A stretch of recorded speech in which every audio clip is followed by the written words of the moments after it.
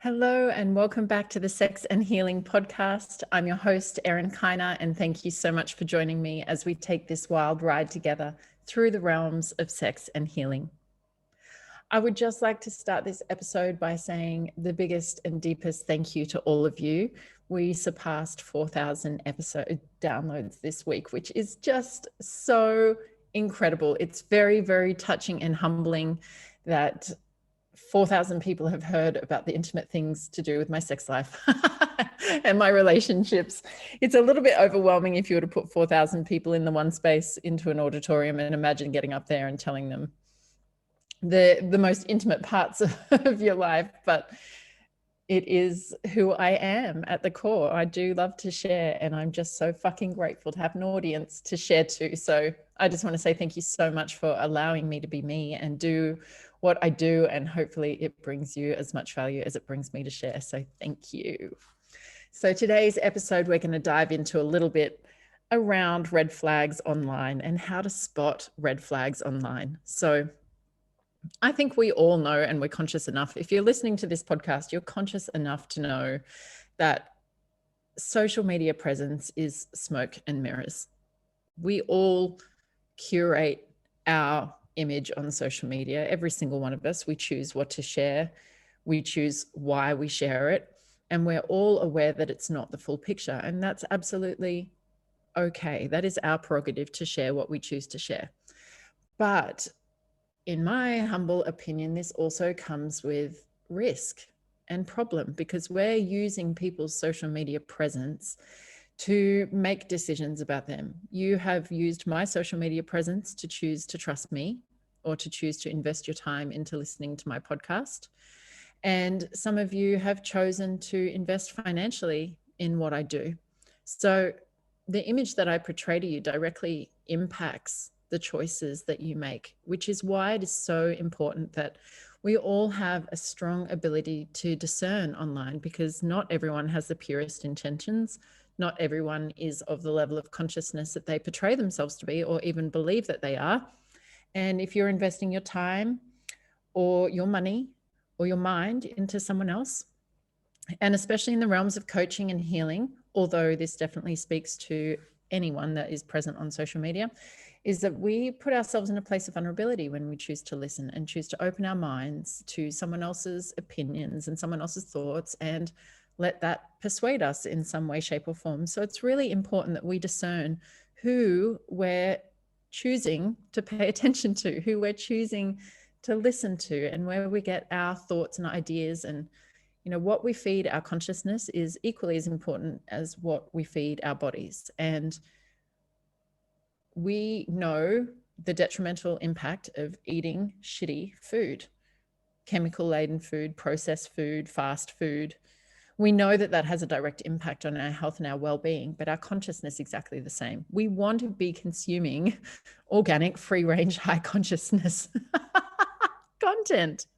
We want to be putting what we've got to be mindful of what we put in our minds, which is one of the reasons why I don't follow the news. I don't follow mainstream media. I don't watch horror films, especially anything that you're watching on TV. When you're in a semi-hypnotic state, when you're in an alpha brainwave, your subconscious mind is very, very impressionable. So if you're watching television and movies that have violent content or fearful content, then you are actually depositing that stuff into your subconscious mind. So I've always had an aversion to that kind of stuff on TV because I am so sensitive, and like, I know if I watch a scary film that I'm going to have nightmares. If I watch a violent film, I'm going to have nightmares. Like, the impact for me is immediate. That might not be the case for everyone, but we have an awareness of this, which is why we don't let children watch scary films, or why we put age restrictions on such things, because the younger someone is, the more impressionable their mind is. And then, children have a tough time discerning fantasy from reality when they're still learning about the world. So if we put fearful ideas in their mind, then their nightmares can feel very, very real, and they can be walking around in that state of fear. So what we see, what we choose to consume on social media is exactly the same. I am so strict with what goes on my Instagram and Facebook feeds. And as soon as I see something that I don't like, whether that's something that is in disagreement with my values, whether it's something that makes me feel bad about myself, whether it's something that I perceive as fake and inauthentic, I just unfollow. And I know some people feel bad about unfollowing, but I say it's your news feed. Don't take it personally if someone wants to unfollow you, and don't make it personal if you unfollow someone else. You're not obligated to anyone to continue following them, even if they're a friend or a family member. There's things like mute on Instagram where they don't have to know that you're unfollowing them. But even if they do, it doesn't matter. It's your news feed. It's your mind. It's your consciousness. You get to choose what to feed it. So this whole idea came out of a post. Someone I know this week on their Instagram stories shared another coach and shared this post and then said something along the lines of, thank you for all the work that you're doing on the planet, or like something to that effect anyway. And the person that she posted, who was a male coach who works in the realms of sexuality, was a red flag for me. Like, I got the heebie-jeebies. And a few other people who view the world in the same way I do and look at the world through the same lens I do also agreed. Looked at this guy, and from one post was like, oof, nope, not feeling good. And so I went and had a look at a bit more of his content. And when I looked at someone, when I looked at him, or I look at someone like that, what I really saw was a persona, an attempt to portray an image. So persona actually comes from a Greek word meaning mask. And what a persona is, or how a persona works in our psyche actually, is that when we have experiences in our developmental years of any kind of rejection or pain, we come to learn that that part of ourselves is unlovable. And we then start to create a persona to compensate for that. And this is what some people would call ego. It's like we create this defense mechanism or this mask that we want to show the world, because then if I am that, then I'm not going to get rejected. But my true self got rejected, so I hide behind the mask. But it's not necessarily a conscious thing. How the mask works in the psyche, or how it lodges itself and develops itself into our psyche, is the same way that cancer would work in the body, because cancer would surround itself in human protein so it can journey through the body and not get detected. We just look at it and we think, oh, that's protein. So our own personas are lodged in our psyche in a way that we can't necessarily detect them. We might feel that's very true, and we might think that we're being accurate or accurately portraying ourselves in that moment, but that doesn't mean that that's our true self. And I'm sure if we all cast our mind back to earlier versions of ourselves where we thought that we knew who we were, and we were pretty certain about that, and we were sharing that with the world, we can look back now and go, whoa, I didn't know anything. I've been one of these spiritual people. It's not who I am now, but it was part of my path. It's almost necessary, I'd say, for it to be all of our paths, is to go on this journey of discovering who we are through understanding who we're not. So when you see someone with this really strong persona, this is who I am in the world, it's a red flag for me, because I think once you start to detect that persona, once you start to do the deep inner work that allows you to have a look at these flaws in your psyche and start to come into a state of love and acceptance of your true self and your whole self, including all the bits that are unlovable and the shadow and the dark sides of us, and when you start to drop that mask, you realize that you've got nothing to prove. You're not working so hard for the world to see who you are. When you really have to let the world know that you're enough, or you have to let the world know that you're a teacher, or you're a healer, or you're a spiritual person, or you're a successful business person. Like, if you're proving that in the world and you feel the need to declare that and say that and subtly get that into every conversation with every new person that you meet so they know who you are, then you're not really in touch with your true self. Because when you reach your true self, there is nothing to say and nothing to prove. That is my favorite state of consciousness. That comes with such relief, such a lack of self-consciousness to just accept, this is me. Whether you see me as a teacher or not is completely irrelevant. Whether you see me as a healer or not is completely irrelevant. because I know who I am. I know that my work in the world is to be a teacher and to be a healer, but does it define me? No. Do I need you to know that about me? No. If you think that I'm a bitch, are you entitled to think that? Yep.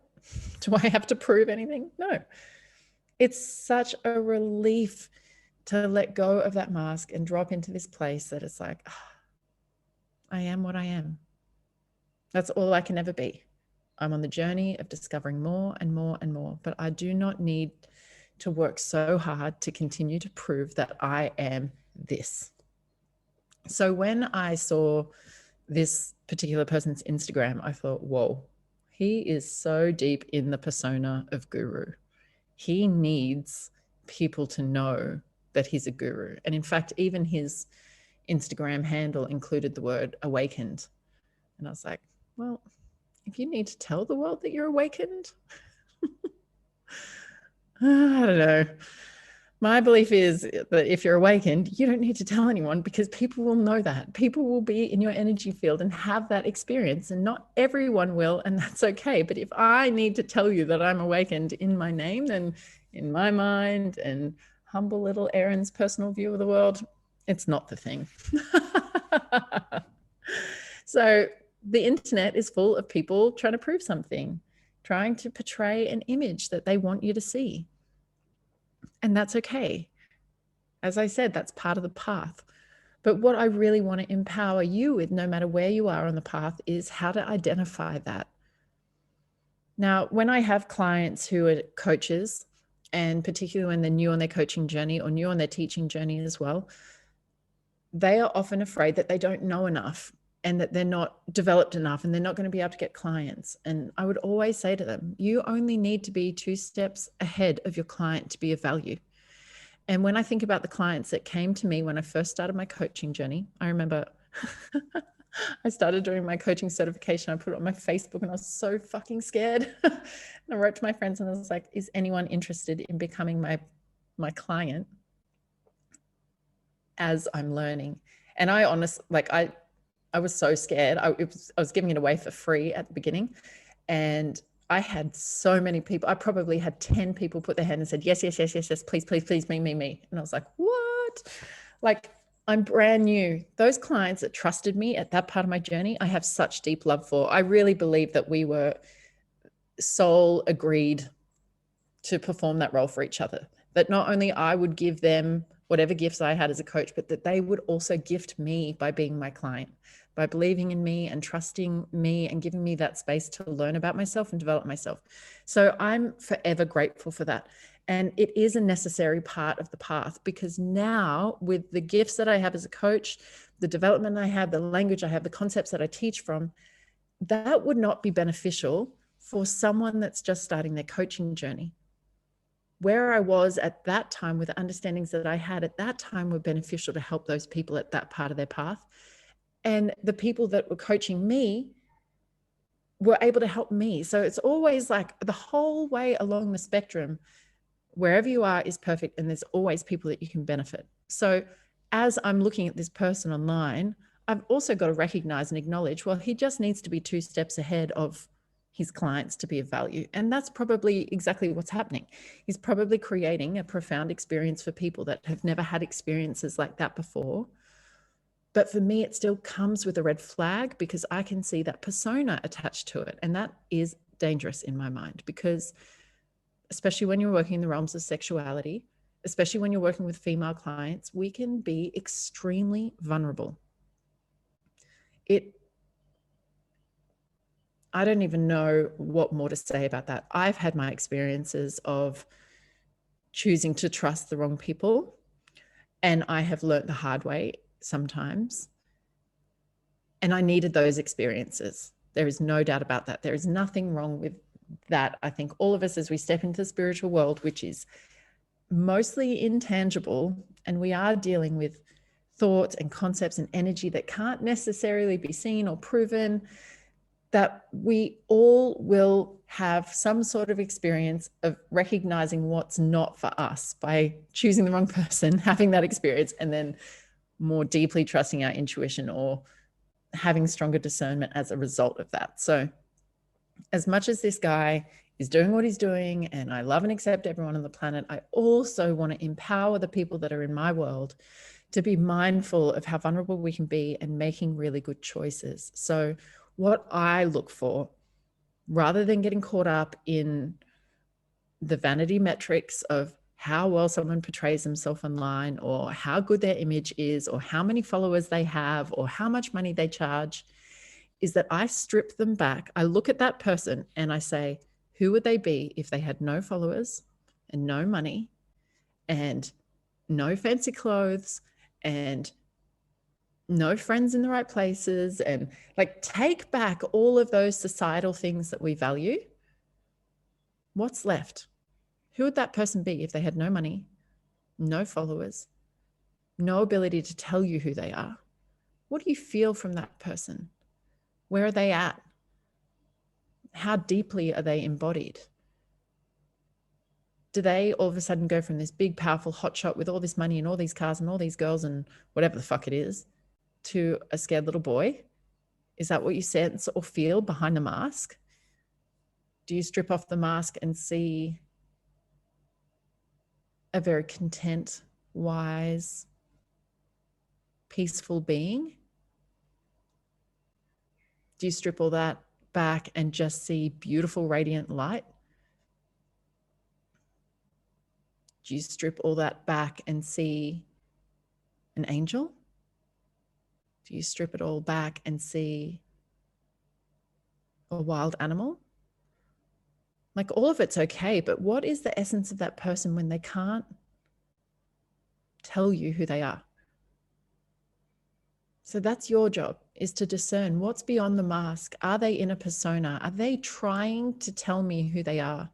Are they trying to keep up a image in the world? Are they only sharing one aspect of themselves? And so what's beyond that? Now, I'm surrounded by so many coaches here in Bali. And I personally know relationship coaches who have nothing but toxic relationships. I know relationship coaches that go to Codependence Anonymous. I know relationship coaches that don't have a personal relationship.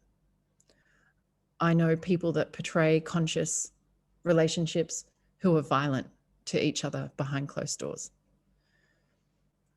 I know business coaches who don't have any money and don't have a thriving business. Like, these are just personal people, personal connections that I know. And that's a smidgen of what is out there in the world. It is so important that we look beyond what people tell us. Now, I understand as a coach myself that I'm always in a state of my own development.